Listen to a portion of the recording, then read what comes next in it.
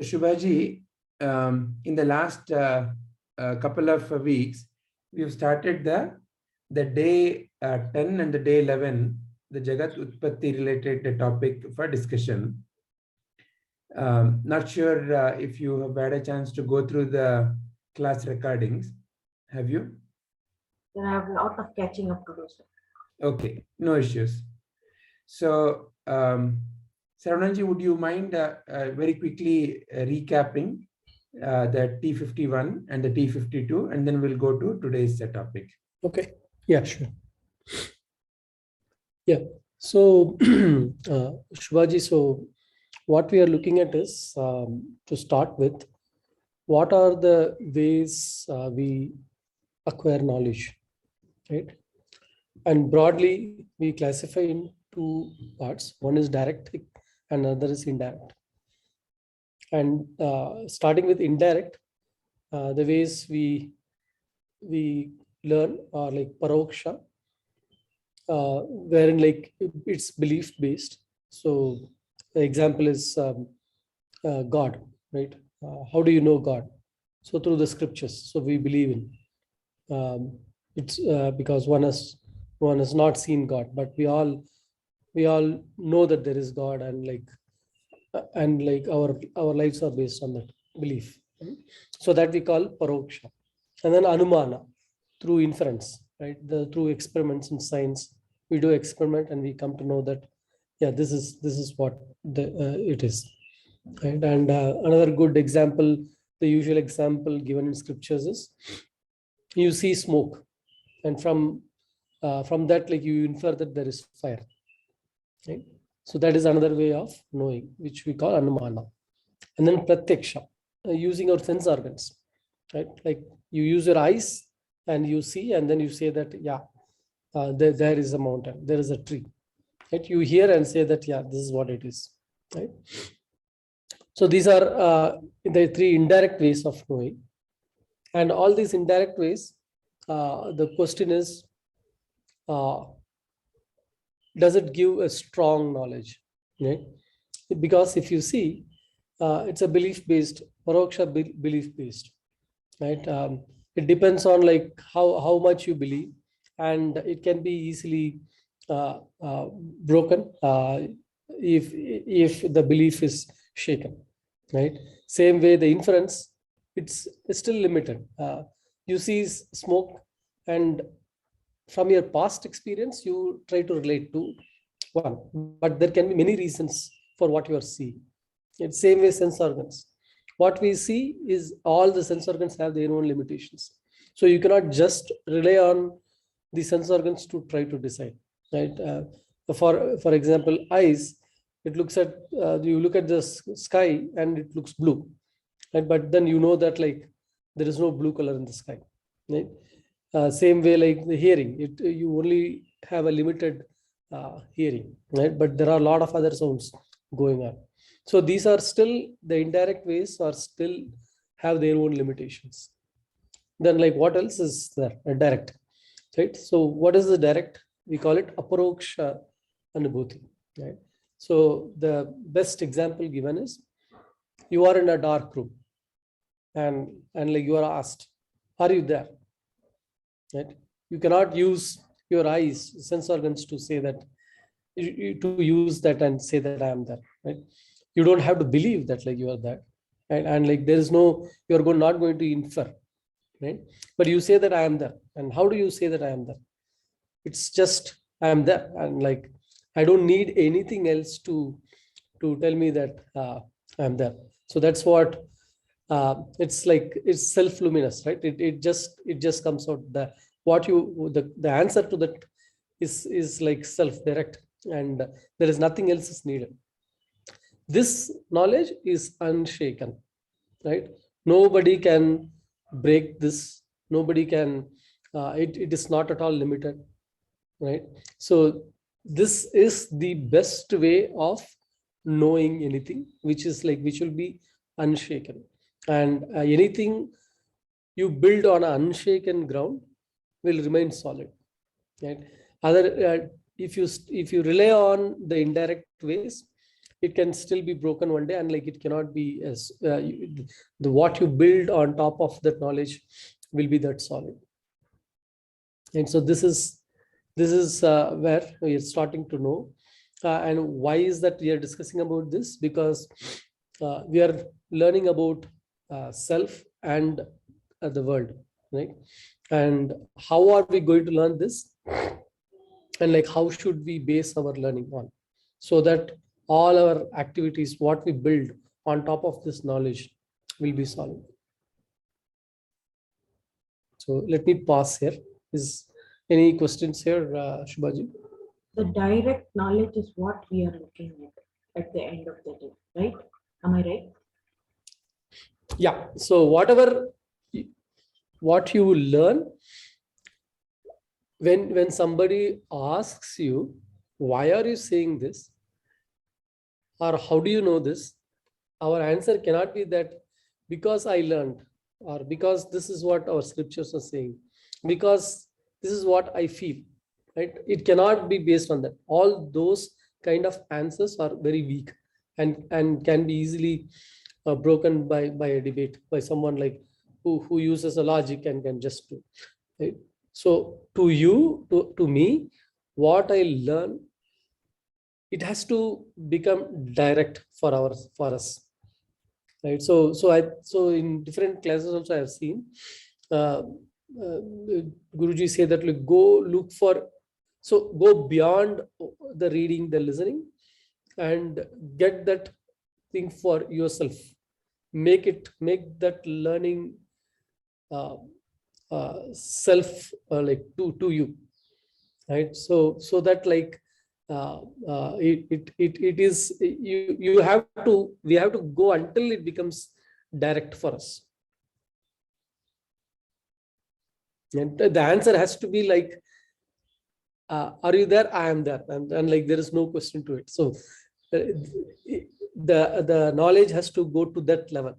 It's not easy to take any knowledge to that level, because this is the only knowledge that we have grown up with, like the one question for which there is no other answer. Every other things we have been learning from the books, right? And you always see that the books are challenged. The science keeps changing, keeps coming up with new theories. What we see keeps changing, but like this question, this answer to the question remains the same.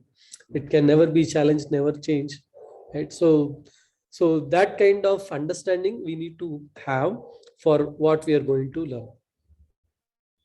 Okay, thank you. So one additional point there, Shubhaji. See, now, for example, it is really not a knowledge in the sense of something that we acquire. The typical understanding of knowledge we have is, oh, I have to acquire, I have to get it, maybe from some source or maybe through some means. But aparoksha is more like a pointer to say that you already have it and you realize it. So truth realize is aparoksha anubhuti. So in that realization, there is nothing new that is coming in that enhances your knowledge base. It is already there. Something was masking it. That is being removed. So what remains is self-luminous awareness only. So that is not a matter of, oh, I am acquiring knowledge about self. It is, I'm removing or I am removing wrong conditions, wrong conditioning in the mind related to self. So when that removes, what remains is that. So aparoksha anubhuti means self-luminous. There is no doubt about I have a thumb. It's very evident. Nobody has to come and prove or disprove.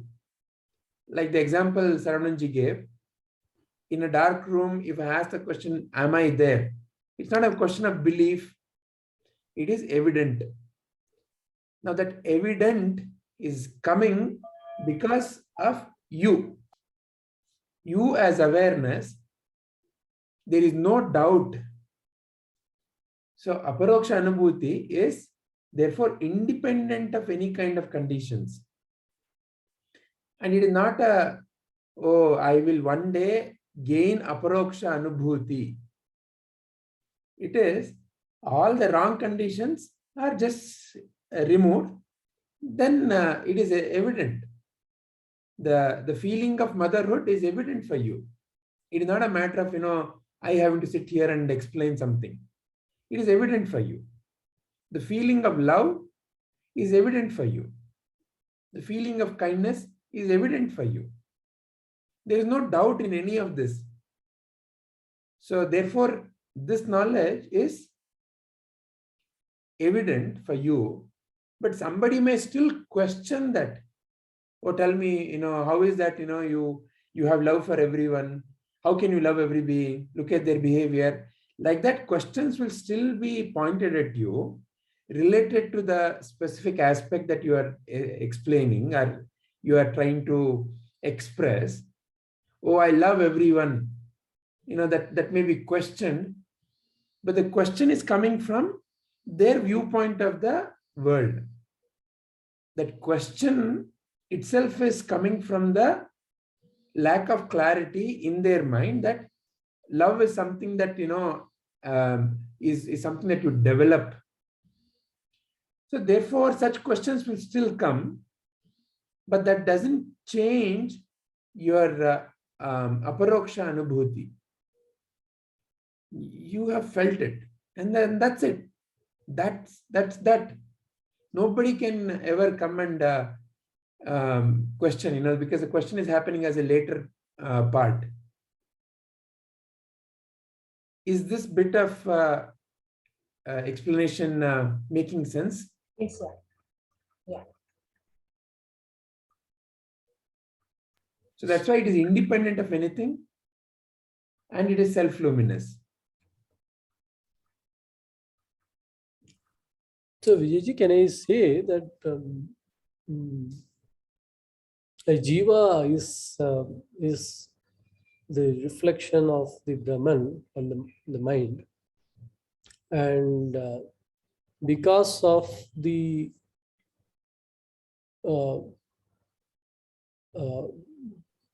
stain in the mind, the knowledge, the pure knowledge of Brahman is not getting realized in the jiva, and the jiva starts to acquire knowledge through the mind. So currently I am acquiring knowledge through the mind, and this is all acquired knowledge.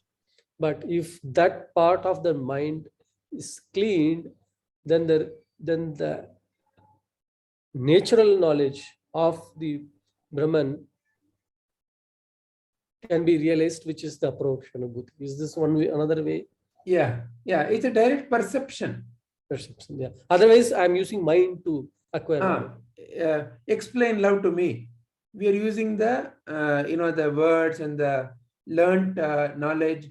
Yeah. Oh, love. We start giving explanation. But that is all. Okay. But you have felt it. See, that's why we feel we use. See, I feel it. I'm thinking about it. We feel it. I'm thinking about it. The feeling is of the heart, and that is aparoksha. The thinking is of the mind. That is where the intellectual gathering and knowledge and all that comes into picture. Even this learning is to finally help clean that mind so that the direct reflection is felt and because the conditioning here is the one which is stopping. Okay. The suit is the one which is stopping the light. So the suit is just being removed. Because the intellect is the one which is the controller of everything, no? Yeah. So that I cannot still use the intellect to realize Brahman. No. Mind intellect. Realize, remove the wrong conditioning. That's and it. keep the intellect away as necessary, then that is ever shining.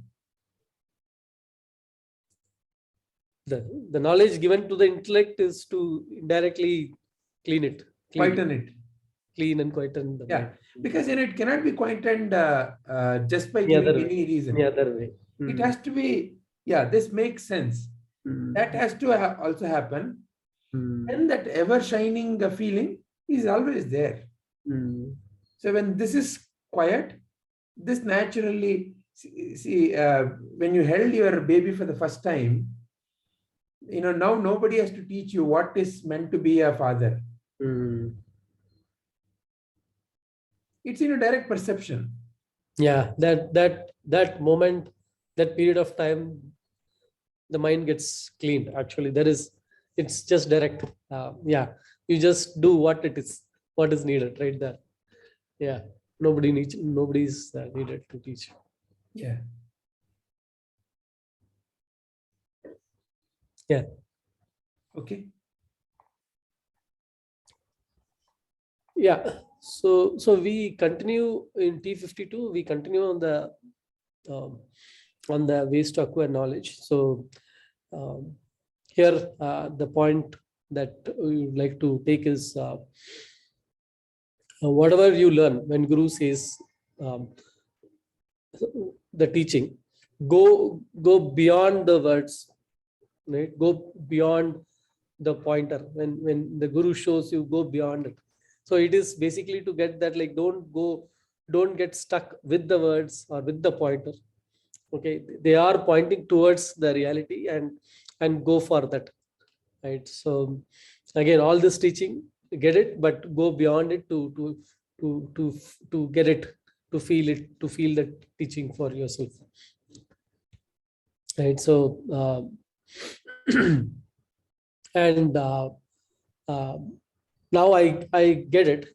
Okay, so applying this to what we are learning, that I am not this body, mind, intellect. I am the pure consciousness, right? So we keep learning this every day. Now we have to go beyond these words. It's not just repeating these words, right? And am I able to, are my actions and is my life aligned to this reality, that am I able to live with that clarity, and with mainly that clarity part, I would say, right? That I'm not this body, mind, or like, do I still get confused and not able to be in that state, right? There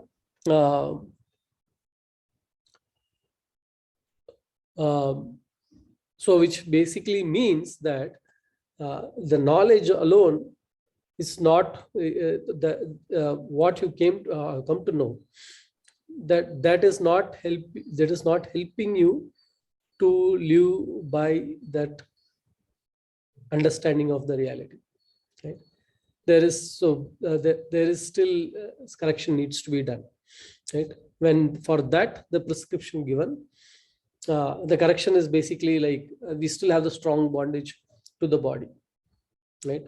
And the prescription given is do the yogas, like karma yoga, bhakti yoga, jnana yoga. So if you see, in one way, in Paramarthika plane, we it's very easy to know that, like, hey, yes, I'm not this, I'm Brahman, right? But then, like, we are always in the Vyavarika plane as well. We are doing a lot of transactions.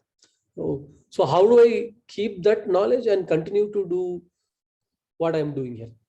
So that is how I see that I have to play these two roles, or I have to have this thing all the time and be able to. So how my actions should align? What should I, like, knowing this reality, what should I be doing every moment? What should I be thinking? And basically, I see that this karma, bhakti, jnana yoga helps that, which is like, today I am in whatever state for a reason, and like do it, play that role fully, and do it as a service uh, um, as a service, and offer offer all the results of the work to God, right? So that basically helps. I'm seeing that helps me to be detached from what I'm doing, uh, and stay more grounded, and not go through the ups and downs, and take everything as it is, that like I am an instrument through, and whatever is happening, the action is getting done through me, and it is not I am doing. Okay, so that helps to that is, I feel that is the reality, unshaken reality to me. And with bhakti yoga, the ego dissolves with the Brahman, and you can feel the oneness, right? So that's the highlight of this clip. We'll pause there. Any questions?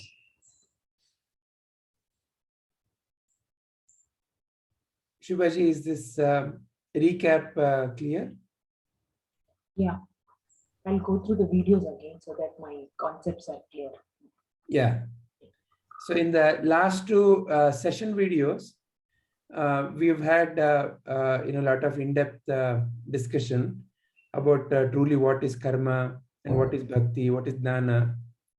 You may also want to make a short either a video or an audio recording and share it either in the group or to me. Tell what is your understanding of what is karma yoga, what is bhakti yoga, and what is jnana yoga. So take that question and explain that. It'll bring a lot of clarity.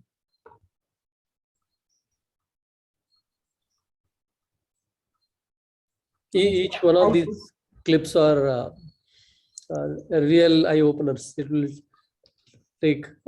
make you think. Yeah, I'll go through everything and then probably make it. It'll take some time for me. Yeah, no problem. Yeah.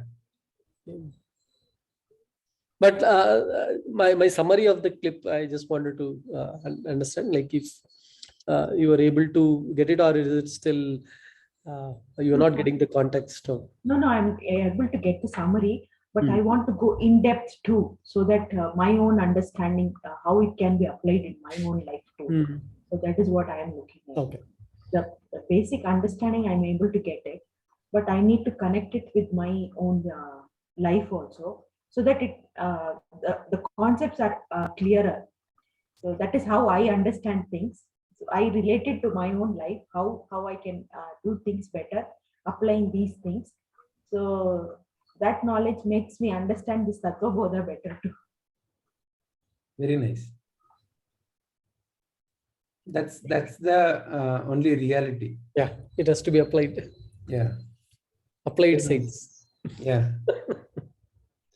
Truth, realize, and use. Wonderful. Padmaji, is there anything that you would like to say before we move on to today's T53 related discussion? No, sir. I think Saravanan summed it up all right. Okay. Then let us. Rather, the summary makes us easier to understand it. Thank you, Saravanan. Yeah. Sure. So we were using that visual guide. I felt Saravananji's, the T short things, no, are giving us a lot more clearer depth. So if at all visuals are going to be done, it will be done based on these. So as of now, I haven't yet been able to put that visuals together. Till then, we can use. Yeah. Okay, so let's move on to T53. Yeah. So let's begin with Saravananji. Can you summarize the T53? Yeah. So till now, what we have learned, we have been discussing in the first chapter is about self, Atma Tattva Viveka, right? Now we are moving to the next. Okay, we finished. Now the world and everything outside me, the Jagat, the world. So, what is this? What is the world about? Right? And Jagat, as Guruji says, Jayati Gachati iti Jagat, something that is born and gone is the world. It appears and disappears. Right? So, in front of me, it appears and then like it disappears. Right? And how do I know this world? How do I learn this? And again, through Anumana, science says the world is this, how it was formed, Big Bang theory, and like how things are working, or the religion, Paroksha, says like God created the world, God maintains it, God destroys it, right? Or like, do I say that I'm not going to do the Anumana or Paroksha, Pratyaksha. What I see is the world. Right? What I see with my eyes is the world. What I hear is the world, and that's it. Right? What is that? How should I learn about the world? Right? Should I use any of these ways, or is there a better way to know this world? That's the summary of P53. Yeah. So, Padmaji, what is your understanding? Yeah, so on similar lines, I also feel that I think the first thing is when we know about, okay, who am I, then the thing is, if I am Brahman, then where is the world coming from is the question. And like he rightly said, Guruji describes it as something which appears and disappears. So there are three aspects, like how he has put it, like the Anumana, Paroksha, and the Pratyaksha. But I feel that the Pratyaksha is where we are experiencing it. And more than the Anumana and the Paroksha, it is our own experience that tells us that no, yes, it is every day, it disappears when I sleep and then it appears when I wake up. So that is that is what we see as a personal experience. So It now, makes it more real, right? yeah, it makes it more real, and it is also more believable for you, Believable. rather than sticking to all the other inferences about the science, or because we have not been there many billion years ago. We were not there to see all this. Neither have we seen God creating it and destroying it and all that. So again, it's all belief system or whatever. So Yeah. the one thing that we can truly completely believe is what we are experiencing, which is mostly real to us in all aspects. So I feel that the Pratyaksha is what should lead us further in this study, because it is our own experience. And it is last week when I was doing this, I had put a question to sir that when I started the video, I thought, okay, there are some things that are constant to this world aspect, which, for example, all of us are seeing, say the Himalayas, or some other wonders of this world, which are common for everybody.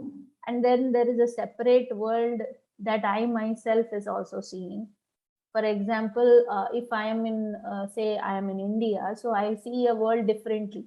But if suppose I am the same person in Afghanistan, my world might not be so beautiful. It is just filled with a lot of violence and turbulence, anger and anguish and sadness and sufferings probably.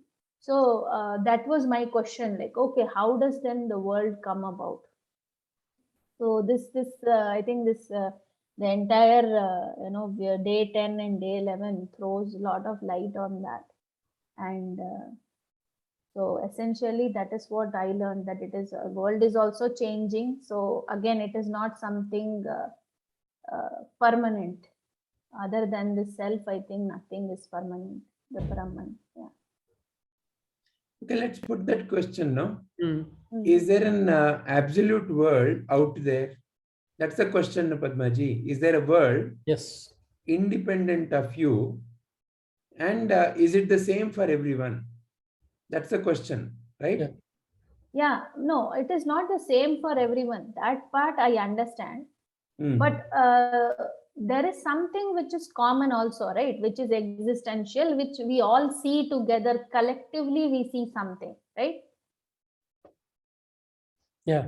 But Am- even When you're the living in Am collective I this seeing- correct in that? Am I correct in Yeah, that let's statement? go deeper into that aspect. Ah, If let's say there is something common, if let's say Himalaya, yeah. Hmm. what is the guarantee that somebody in Africa has heard about Himalaya? So No, first I'm is- not. No, I'm not saying that somebody must have heard about it. What I'm saying is, okay. For example, if I don't have to go to Himalaya, for example, a tree or a bird or a or an animal, say a dog. There is a common understanding for all of us. Say if I walk with my with my husband, my son, and myself, we are walking on a street. All of us will be seeing the same part of that world, right? But still, how not I perceive it. necessarily. Take for example, dog. Okay, Hmm. you are a dog lover. The moment you see a dog, you see the dog's eyes, you see the dog's tail, you see how it is, loving. Whereas, let's say, for example, your husband is very irritated towards dogs. The moment he sees dogs, in his mind, irritation feeling has started emerging. The dog is a irritable animal in his world. The dog is a loving animal in your world. And let's say there is also somebody who has been born blind right next to you walking. That person has never seen a dog. What is a dog? Doesn't really know. Only has heard, if at all can hear, only has heard the sound of the dog. Don't really know what to imagine about a dog. So like that, the perception, that's why anything that is coming through the senses is always illusory. It is So, sorry. So, in this sense, are you saying that there is nothing collective? Is that the So- statement that you are making? that is why the only collective thing is, for sure, you and I can say that dog is there. Yeah, that is what existence. That's what I'm saying. Is What you said just now is the personal experience of those three, right? so the easiness is not a dog. Yeah. The okay. The dog power is, behind the existence is the easiness, right? so by existence, we may imagine, the form of the dog. It is not the form of the dog that is existence. The form of the dog is continuously changing phenomena, but there is something related to that which you can say it exists. Easiness, that reality, the unchanging reality. I can for sure say that dog is. I can for sure say that the mud pot, the pot is a matter of imagination. Somebody may see a pot, somebody may see a flower vessel, somebody may see a water vessel, doesn't matter. Correct. But the mud, the easiness, that is an existential reality. That is existence. That is Sat. So the Sat is not in the first layer of experience. If at all one is experiencing the world through the senses, the first layer of experience is what the senses are telling you, or what the senses are showing you. And that perception and that is everybody's individual world. Your world is different from my world. That I understand. Yeah, correct. Yeah. That was clear. Yeah. Yeah. So there is nothing common in that part of the world, because everybody's interpretation of Himalaya could be different, of dog could be different, of life itself could be different. So there is no commonality, so to say. In fact, all life is all about, are we having the same thoughts? Then we are friends. Are we having different thoughts? Then we are enemies. Because the life is split based on, we both vibe very well with each other. Meaning what? Essentially we are saying we have common thoughts. If you see the same thing as what I'm seeing, Ah, Yeah. if you are seeing something different from what, then like, no, I don't Ah. agree.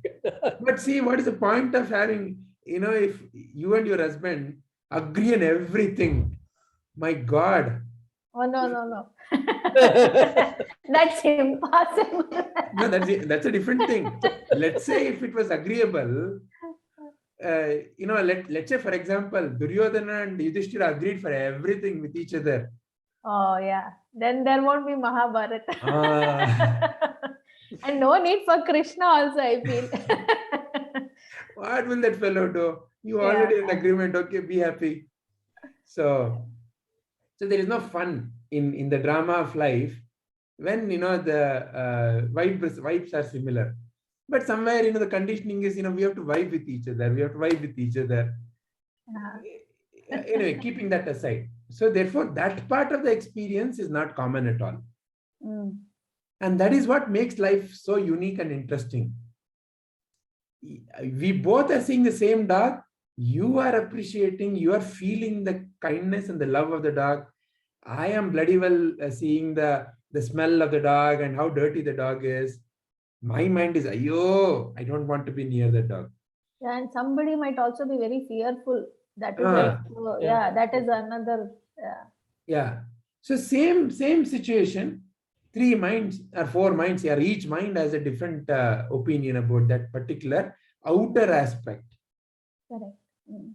So therefore, what is that we both can agree upon in that particular situation? The dog is agreeable. That is agreeable. Correct. Mm. So that there is no debate. Beyond that, Beyond that, it is a matter of, okay, do I need to shift my attitude?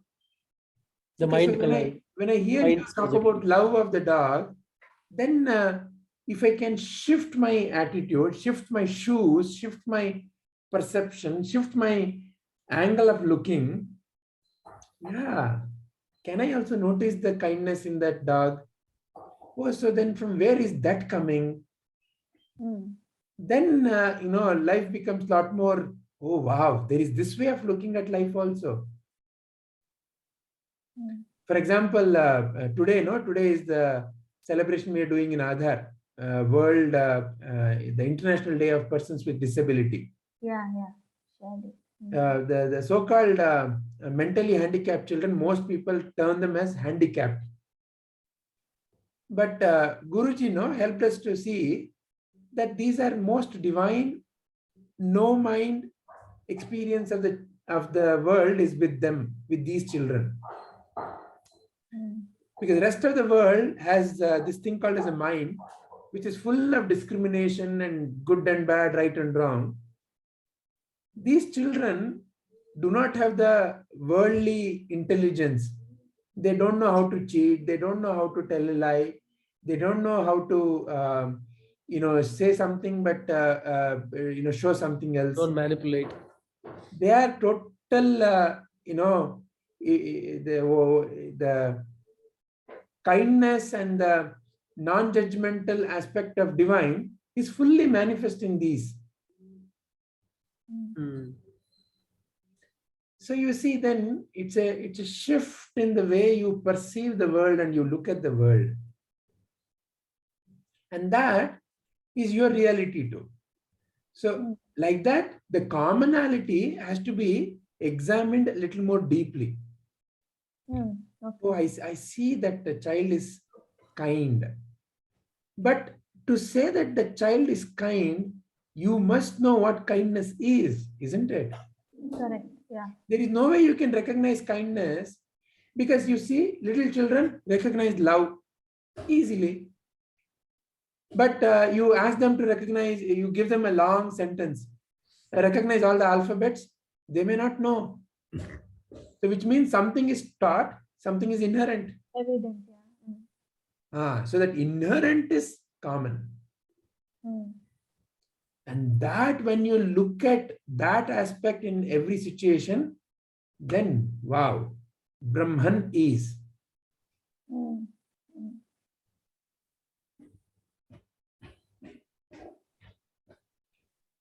So does that bring clarity to the question? Yeah, it does. Yeah.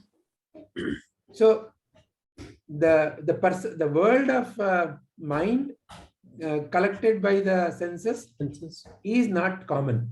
being challenged. Is different, and that's the way it is. That's the nature of it. I know I don't have to force you to into say, look at it, look at it, look at it. You know, you may see the dirtiness of the dog. I may see the the color of the dog, and the dirtiness of the dog after some days will be gone. The color of the dog will also be changing after some days. So there is no point in debating about it. Oh, that's what you saw. Yeah, this is what I saw. Okay, no problem. But the underlying reality is the same, is common in both our experience. The easiness is a common in both our experience.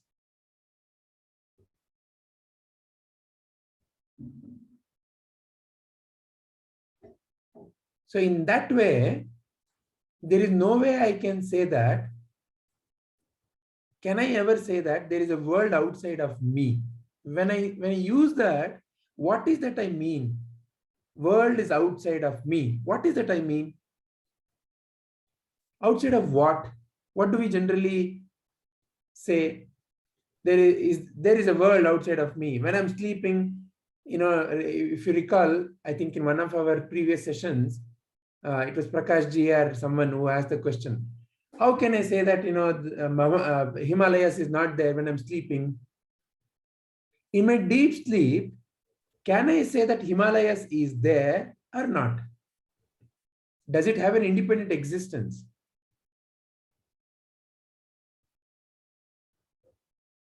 What are the views? In my deep sleep, I don't think there is any views at all. Because essentially all this is functioning of my mind, that I know that, okay, Himalayas is here or whatever. And like you said, somebody in Africa might not know that Himalaya is here. Like that, I might not know the existence of some other mountain somewhere. So in deep sleep state, I don't think there is any thought, or we can say that this is existing even when I am asleep. It comes down to how you define real. If so, what we are going towards pointing to is that clarity of what is real.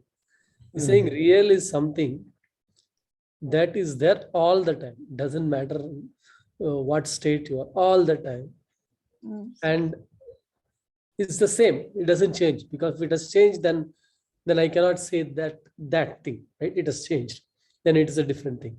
So the clarity is again going towards defining like what is real. So far I've been thinking like what I see, if it is there, it is the real. The tree I see, it is real, right? So now the shift is, the real is not that, because it is not there in your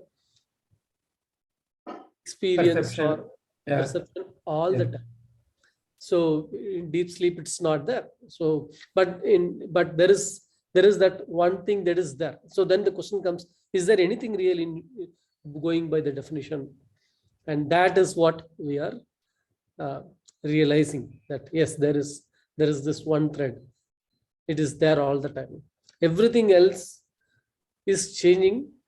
It may change slowly, right? A mountain in front of my eyes may look the same every day, but it is still changing. It's just that my eyes cannot perceive it, right? And again,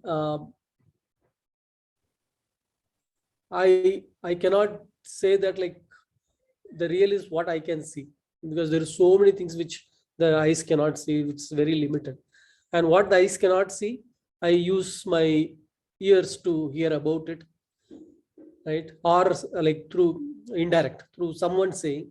And the moment someone says like, have I seen Himalayas? I cannot see Himalayas, so I don't know. So how do I know about him? Oh, this is what others have said, which means like their own again coloring, or their own view of what the world is. how what is happening in other countries. It's their view is what I'm hearing it. I have not seen it. So Again, it goes towards that Anumana or that Paroksha, right? yeah, right. It becomes very indirect, not just eyes, way too indirect, that I'm hearing through the news channels or hearing through this. And do I rely on that? Are they real then? How real are they? Right? If I cannot completely trust what my direct senses are giving, the eyes are giving, and this is like a way far. So the world is basically then like what I build it of myself, or the mind builds it from all this information, and then says this is the world, right? Yeah, that's how I see it. And when one Mind says, clearly. and when one says that, when I am sleeping, the Himalayas is still there, isn't it still a body-based thinking about the world? Correct. You're still in that either of the first two states of sleep. That is when you can still say that, I feel. In a deep sleep state, there is nothing, right? There is only existence. True. But let's let me frame the question maybe a little more clearly. See, when you say that, when I am sleeping, meaning what am I referring to? I'm referring to the body. When I am sleeping, an action, yeah, when I am sleeping, and when I am in deep sleep. So I have a deeply ingrained belief that this body is going into deep sleep. Is the Himalayas existing? When I open my eyes, I see the Himalayas existing, so it must have continued. Yeah, that is what makes. No, but I don't think the Himalayas are continuing. No, you are continuing. That's why Himalaya is there. If you are not continuing, that's it. That night is probably the the last you have seen of the world, or before you went into that state, that is the last you have seen.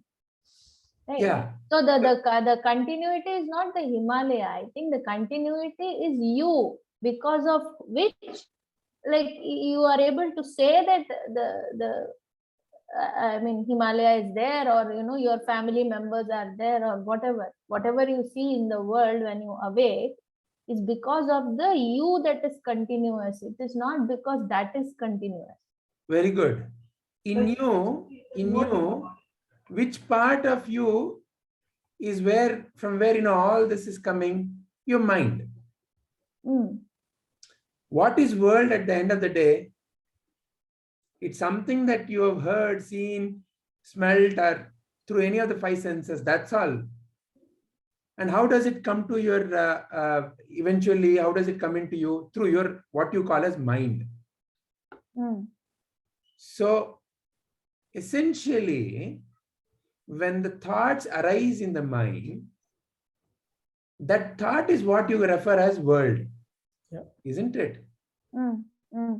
If Correct. there is no thought, absolutely no thought, no world, isn't it already a deep sleep? Yeah, it is. Yes.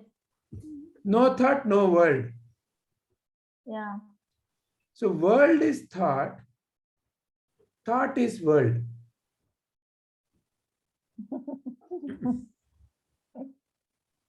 redefined. Yeah. World redefined. So where is really then, even this body is a thought in the mind. Even yeah, go ahead. Yeah. Go ahead. So then, in the video, sir says that, I mean, Guruji says that I am the world, right? We come to a conclusion that I am the world essentially. So, if meaning that, what? Meaning no, what? No.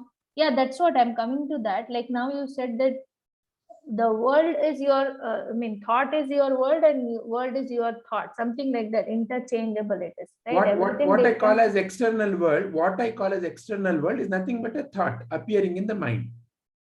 Yeah. Okay. 1 second. Let me frame that. Yeah. give me some time. Yeah.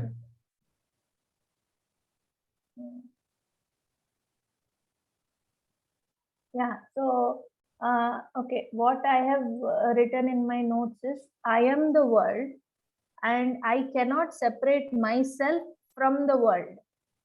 Okay, so it is essentially like one part of the world trying to understand the other part of the world. Is how I have written. When you say I am the world and I cannot separate the world from me, how do you know that you have mind? How do you know that you have Because mind? I know I have mind because there are thoughts all the time. The thought is Excellent. not essentially. So when thoughts arise and fall, you've become aware that you're given a name to that thought waves appearing and disappearing. You've given a name. Oh, my thoughts. Oh, that is right now we have also arrived at the clarity that thoughts are world. So that is how you have started defining. Oh, I have mind. Correct? Correct. Correct. Yeah. But for you to notice the mind, you must already be there. Yeah. Yeah. True. So yeah, I am independent of the mind. So I am. So therefore, when I am noticing the mind, meaning what? I'm noticing the thoughts, then I am is lost. That is what has become to our life before meeting the clarity, the jnana, through the right master. Because the focus is on the thoughts or on the world continuously. Now, the focus is on, oh, these are rising and falling. Then who is the one who is noticing this rise and fall? So that is I am. I am. Sat and Chit. I am. Existence and conscious. I am. I am is existence and conscious. Sat and Chit. I, existence. Am. I know. I know. So I am. So I am.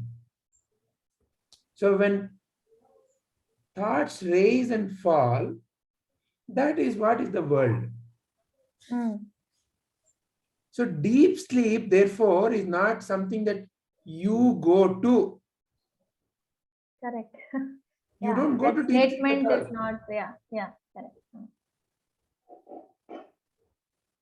The thought waves have disappeared for don't know how long. There's a concept of a time also. That is all in the mind. So when the thought waves appear, like early in the morning, oh, I'm waking up. And suddenly all the other associated thoughts are brought into the mind.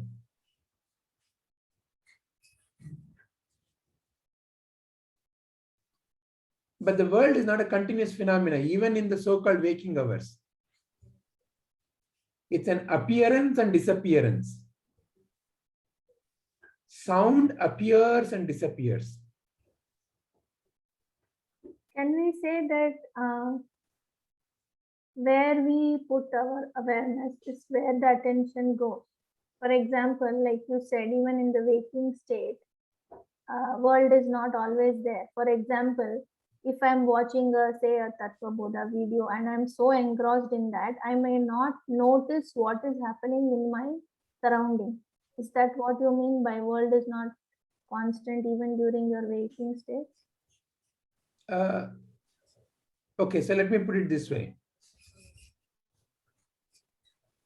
Between words, there is silence.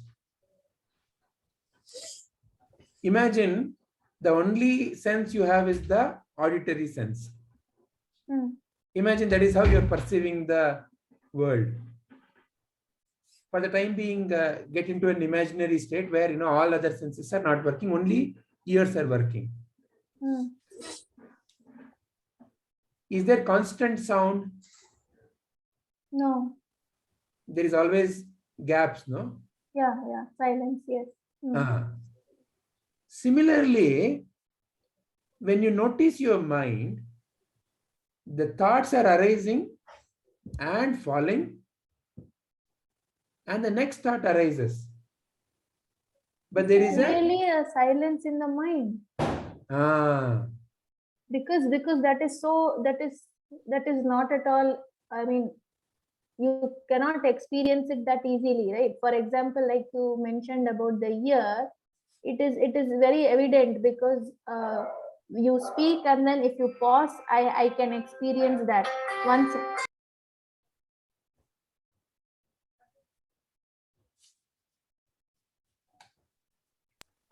Sorry. That's okay. So I was saying that if, for example, you gave me the sense or other sense organs not working, so that it was very evident, like you're speaking and then you pause, so there is a silence in between. But in the mind, can we really experience that other than when we are Where did you meditating? experience the silence? Well, yes, in the mind. But then again, I was focusing to listen to you, right? Like right now, I'm listening to you, right? True. But the Otherwise, sound, how do I say that there is a silence in between the thoughts, like how you said? Is it not separate? Like what sense is the or sound you are hearing from me? See, for a moment, just become aware of the sounds I'm making. Do not focus on the meaning part. Just become aware of the sounds I am making. I'm right now making one sound. Now I'm making another sound. Dra, bu, shu, kli, meow. Okay, now let's come back. So the sounds that I started making suddenly were all random sounds. correct. Your mind couldn't put a meaning to these sounds. Yeah, but I still heard it. You heard it. There is a silence in between the two sounds that you are making. And at that time, your mind was not able to do anything. Okay. It is like, see, the thought waves appear only when you give energy to it. Oh, I have to understand what Vijay ji is saying. Then you've involved your mind into thinking about it. Otherwise, I just listen and leave it. That is a sakshi bhava, no? As a sakshi, when you're noticing, you just witness it. You just witness. It comes and goes. Even your visuals, it's not the same scene all through. It's coming and going. There's a gap. Everything is coming and going. It's not constant at all. But they're so dynamically mixed up that it appears like one big interwoven phenomena. It is like, how do you know you gave food to your husband? I saw him eating and I now have the memory of it. He went out and he comes back again and says, hey, give me breakfast. 9 o'clock only I gave you breakfast. 10 o'clock you're asking again. Yeah. So where is it coming? Because this is a combination of having seen and memorized and connecting. Also, there is a sense of time, right, sir? Where is that coming from? Again, in your mind. Time is a thought in the mind. Yeah. Isn't it? Yeah. It's a thought. You taught yourself. One is, to look at this change and say, oh, this change, you kept it in your memory. This change happened. How did this change and this change happen? When I saw this was not the case. Oh, there is something called as a time. Time is the elapsation between two memory units. And you are the one who's connecting those two memory units. Otherwise, it's a distinct. Now, when I made all those random sounds, they are just random sounds. Mm. But now, whatever the random sounds I'm making, you are connecting them together and you're giving it a whole meaning. Yeah, yeah. You see? You're This- trying to understand this. Ah. Yeah. So there is a sensation and there's a meaning. Mm. So when I say the world, I am not only living in the world as a pure sensation, I'm experiencing the world through sensation and the meaning that I'm giving. Oh, Yeah. what a wonderful smell it is. Oh, what a lovely sunrise it is. There is nothing called wonderful in the smell. There's nothing called lovely in the sunrise. Mm. Those are my concepts. Correct. Yeah. Sunrise is, smell is, sight is, but I add the adjective.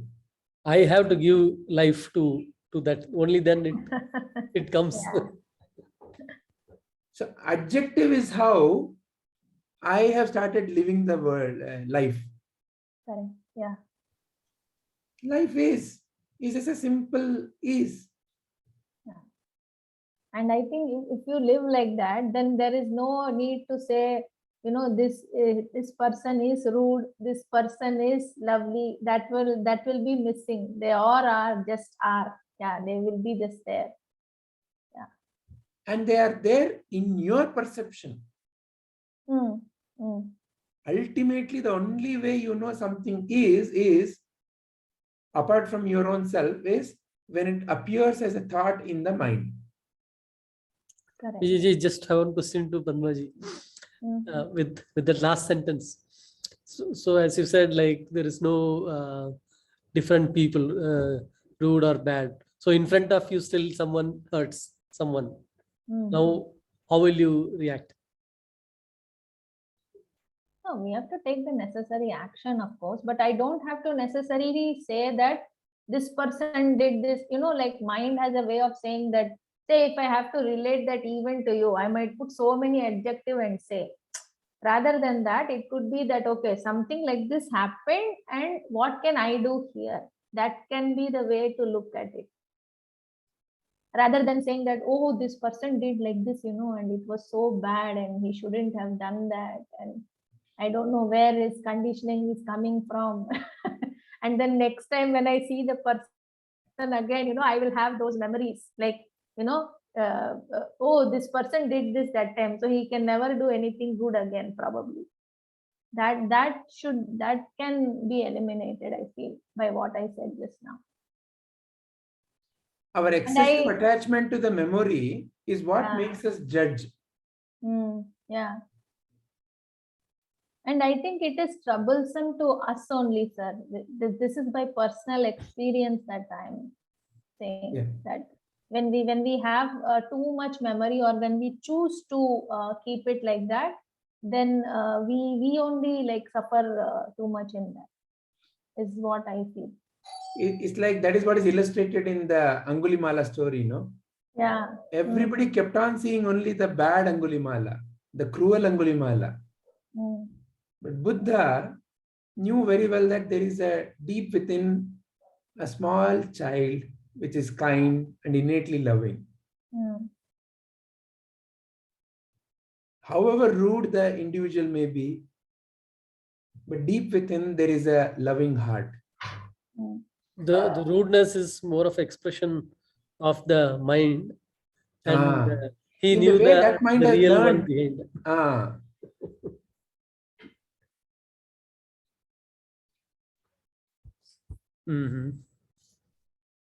Like another story of Buddha, no? Ananda saw the angry lady, but Buddha saw that the anger is an expression of a deeper anguish.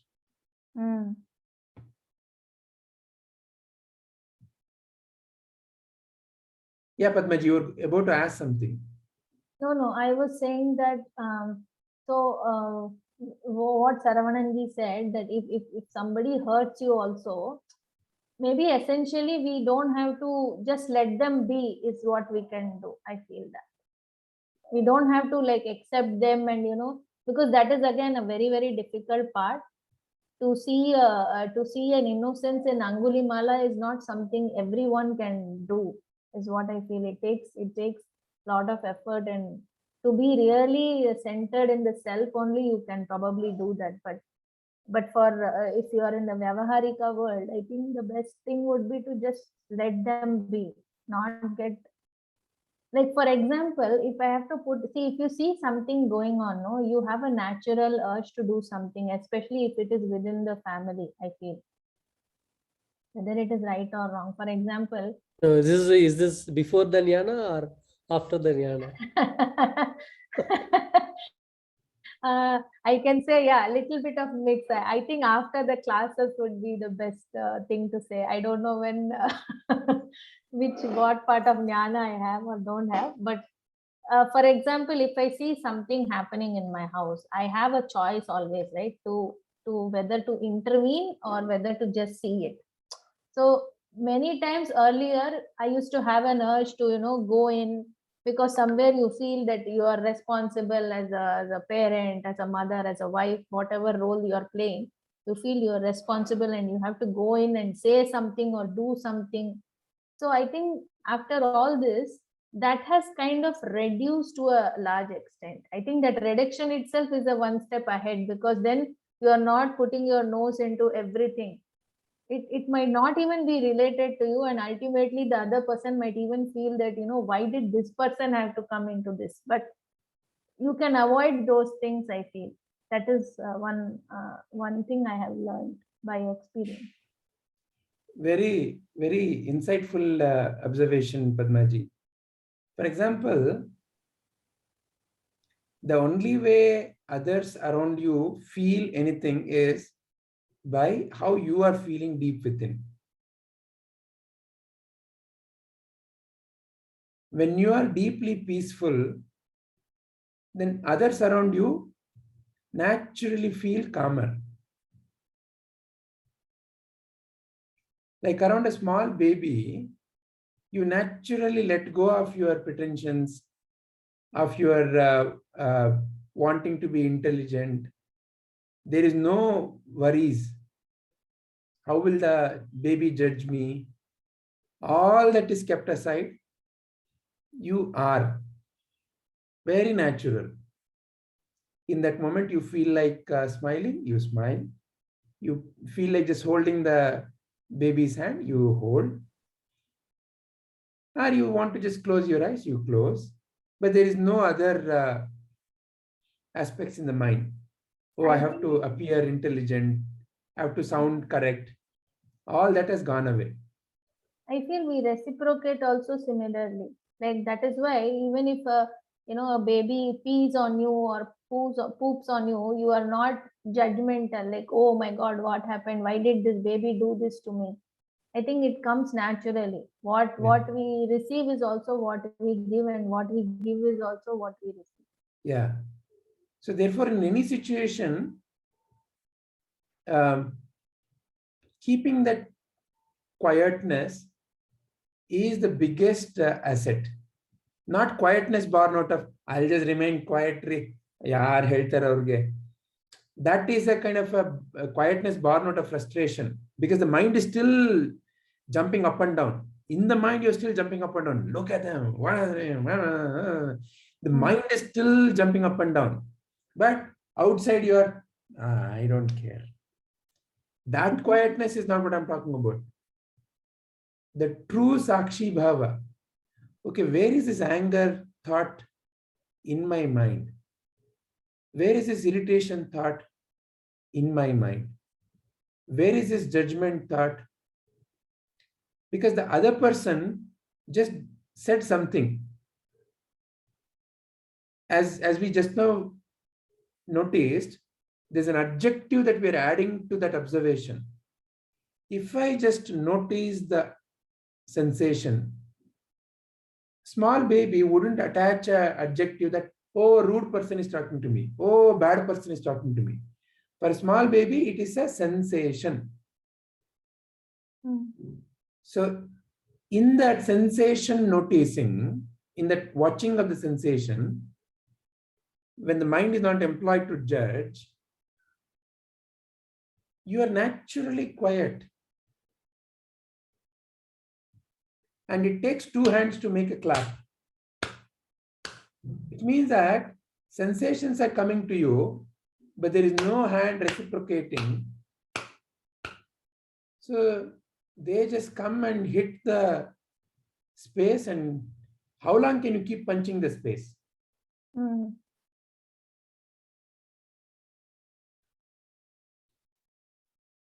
So therefore, when you are punching the space, you only get hurt.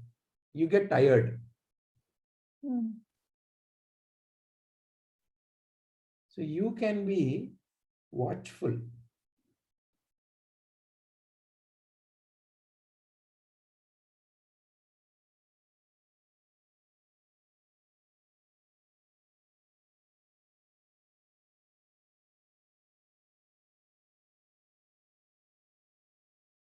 Is it all making sense?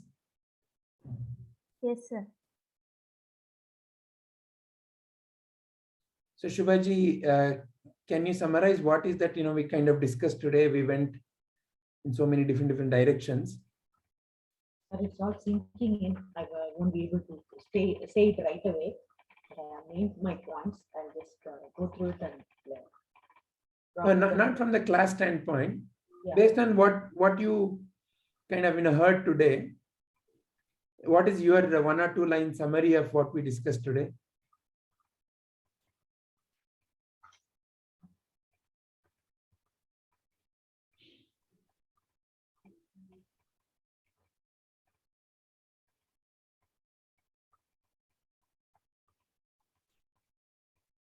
What I understood is it is the unconditioned I which is more important. Based on that is one point which came to my mind. Very nice.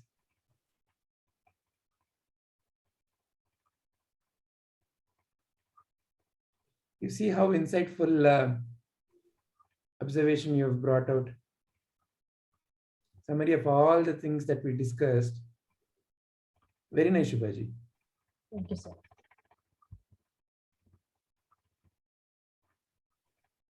All right. So shall we conclude our today's session? So shall we say that T53 in a way we have elaborated, and next session we'll go to T54. Yeah. Yeah, very solid discussion. Yeah. No, I thanks think, to Saravanan-ji. This is, I think, I think it's the best thing. These topic-wise discussions are a lot more clearer and meaningful. Yeah, it is short also, sir. So we are able to make it within that class time frame as well. So it's not me. As I told Vijayji, whoever decided to implement this idea of the short piece. Yeah. I don't know with that. Yeah. Yeah. But I think this is a pivot. This today's session, in a way, it starts questioning what you've been like, the way I have come up so far, right? So, and that's what is leading to samsara at the end. It's very valuable to the other people who study this also, Saravanan. Thank you for sharing. It's like how sir has done that Bhagavad Gita thing, no? It is like that. So very nice. All right. Yep. So, Shubhaji, shall we end it with the prayer? Yes, sir. Om Asatoma Satkamaya Tamasoma Jyotirgamaya Mrityorma Amritangamaya Om Shanti Shanti Shanti. Om, lead me from untruth to truth, darkness to light, impermanence to permanence. Om Purnamadaha Purnamidam Purnat Purnamudichyate Purnasya Purnamadaya Purnamevavashishyate. Om Shanti Shanti Shanti. Om, that is complete. This is complete. When completeness is removed from completeness, what remains is complete. When completeness is added to completeness, totality remains complete. Om, peace, peace, peace.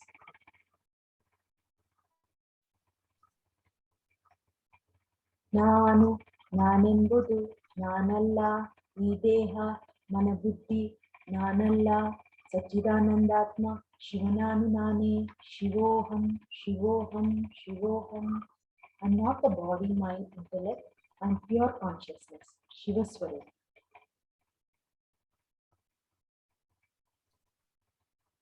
Atmadarshanam, Brahmadarshanam, Brahmadarshanam, Satyadarshanam. Recognition of self is recognition of the whole. Recognition of the whole is the truth.